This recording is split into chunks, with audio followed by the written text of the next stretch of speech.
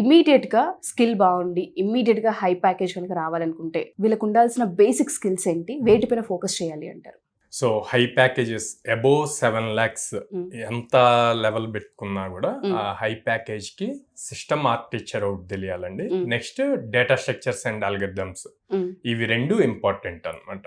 ఇవి రెండిట్లో స్ట్రాంగ్ గా ఉంటే గనక హై ప్యాకేజెస్ దేన్నైనా క్రాక్ చేయడానికి ఈజీ అవుతుంది. అట్లా అంటే రెగ్యులర్ ప్రిపరేషన్ కి ఒక 10 times ఎక్స్ట్రా కష్టపడాలి దీని మీద.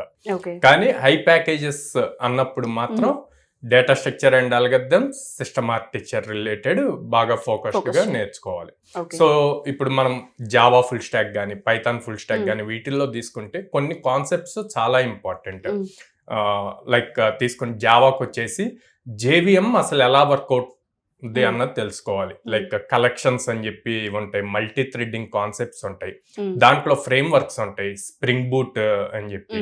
సో ఇలాంటి ఫ్రేమ్ వర్క్స్ అన్ని కూడా అడ్వాన్స్డ్ లెవెల్ ఎలా వర్క్ అవుతుంది, ఈ ఫ్రేమ్ వర్క్స్ నేర్చుకొని ఇంప్లిమెంట్ చేయాలి అంటే అసలు ఎక్కడ implement, A type of problem statement వచ్చినప్పుడు ఇంప్లిమెంట్ చేయాలి అన్నది తెలియాలంటే సిస్టమ్ ఆర్కిటెక్చర్ కూడా క్లియర్ గా తెలియాలి, ఎలా డిజైన్ చేసుకోవాలి ఏంటి ఎంటైర్ ప్రాజెక్ట్ ని.